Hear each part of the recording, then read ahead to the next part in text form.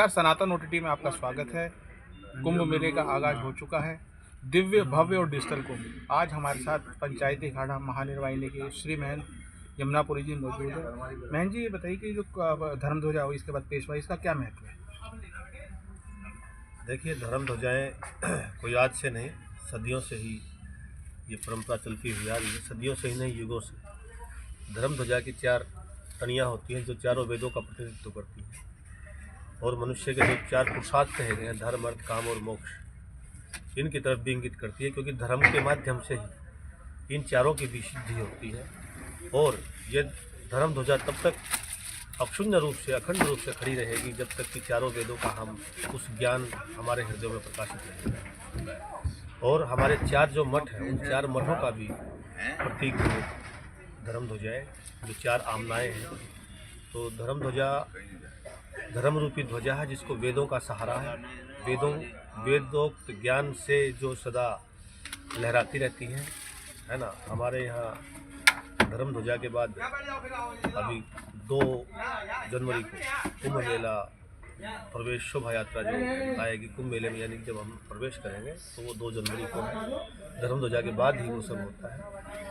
उसके बाद यहाँ आने के बाद आगे का जो स्नानों का क्रम है, उसकी तैयारियां हो जाएंगी। सभी साधु संत अपने अपने व्रत अनुष्ठान, जब तक जो भी गुरु परंपरा के द्वारा प्रदत्त जो ज्ञान है, जो साधनाएं हैं, उनमें लग जाएंगे अपने अपने हिसाब से। और जो भी उनका गुण चिंतन एकांत स्थानों में बैठ कर उन्होंने किया है त्याग तपस्या के द्वारा समाज में, क्योंकि यह कुंभ सिर्फ 2 नदियों का ही मिलन नहीं है, 2-3 नदियों का ही मिलन नहीं है। गंगा, यमुना, सरस्वती माताएँ तो हैं ही हैं, दिव्यता की प्रतीक।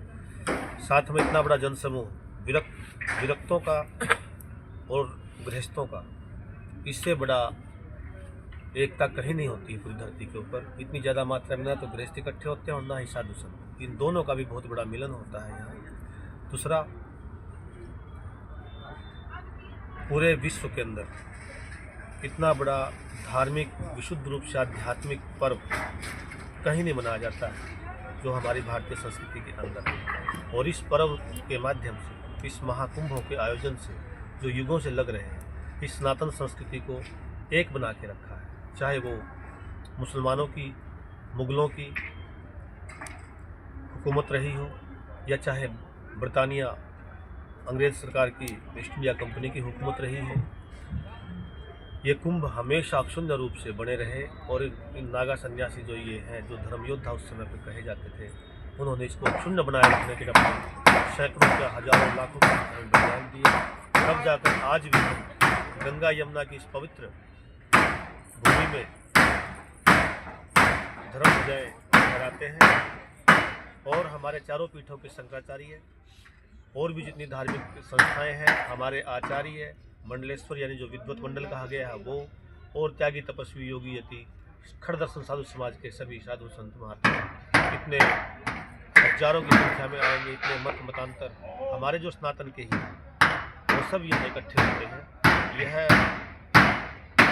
अगर भारत एक है और इतने वर्षों, देखिए पारस में सब खत्म हो गए, पारस किसे, पारस की खाड़ी बोलते हैं ना, ईरान वगैरह, सब खत्म 100-125 सालों में ख़त्म कर दिया सब। भारत में 700-800 सालों से, 1000 वर्षों से विदेशी हुकूमत के अंतर्गत भारत रहा है।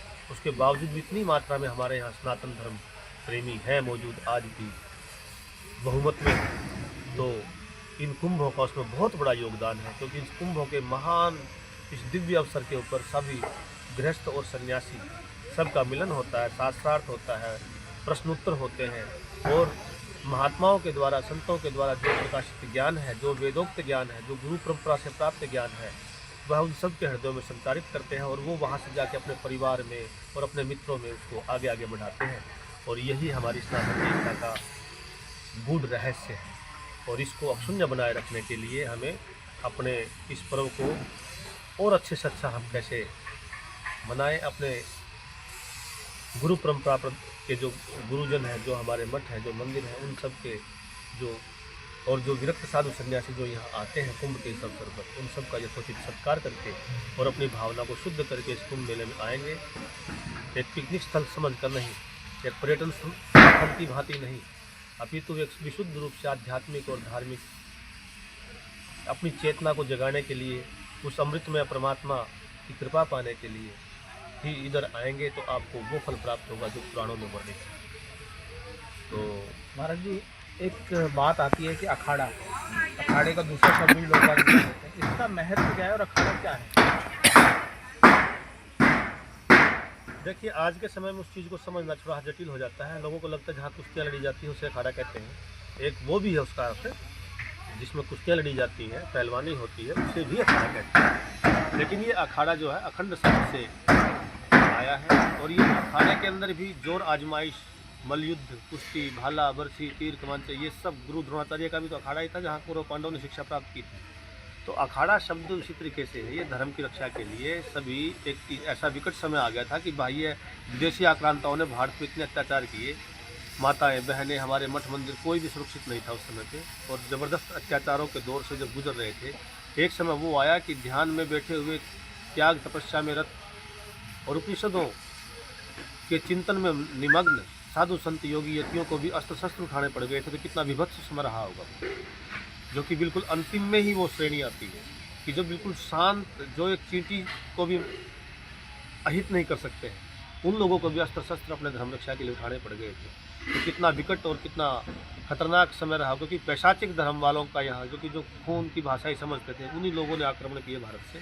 और जो अपना JNK, जम्मू कश्मीर, हरियाणा, पंजाब, राजस्थान और जो गुजरात से लगता हुआ जो ये उत्तर पश्चिम का जो पूरा ये दिशा है, सारे आक्रमण भारत में यहीं से हुए।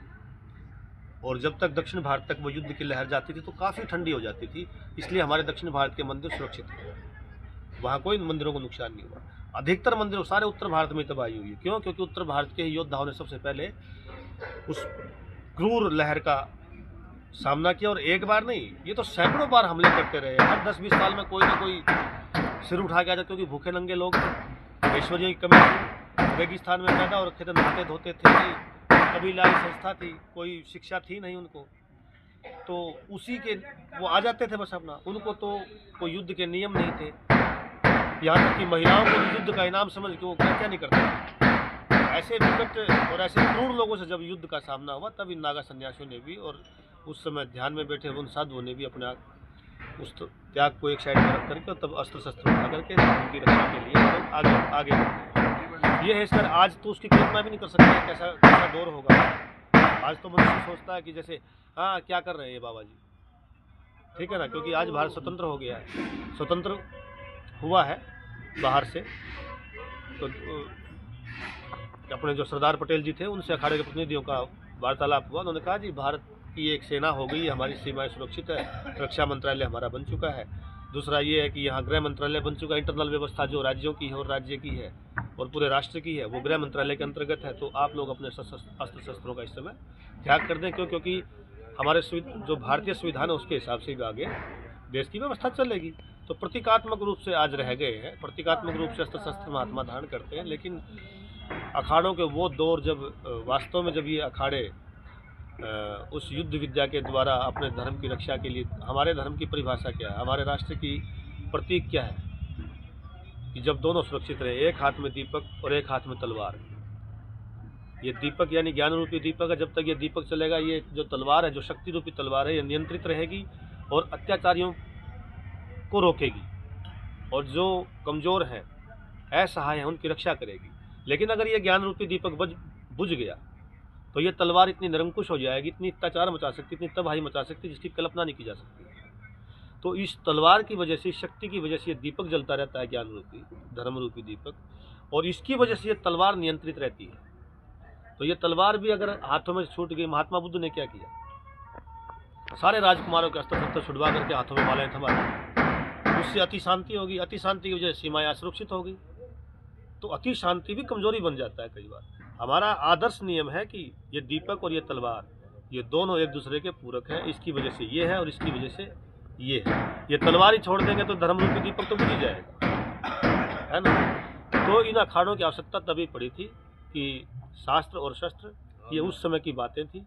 आज के इस दौर में हमारी राष्ट्रीय सुरक्षा सेना के हाथों में है और हमारी अंतर व्यवस्थाएं पुलिस विभाग के हाथ में है, और हमारी नैतिक आधार के लिए, नैतिक मनुष्य के अंदर की शुद्धि के लिए साधु संत महात्मा योगी यति जो भी इस कुंभ मेले में आते अपनी त्याग तपस्याओं के द्वारा समाज का मार्गदर्शन करते हैं और आज हम उसी कार्य में लगे हुए हैं। हमने बात की श्री महंत यमुनापुरी जी से, कुंभ के बारे में जाना। आगे और भी कुंभ के बारे में दिखाएंगे। 2 तारीख को भव्य पेशवाई होने जा रही है, उसके बारे में आपको दिखाएंगे। सनातन OTT के लिए अपने सहयोगी नीरज, आकांक्षा पाठक के साथ प्रयागराज।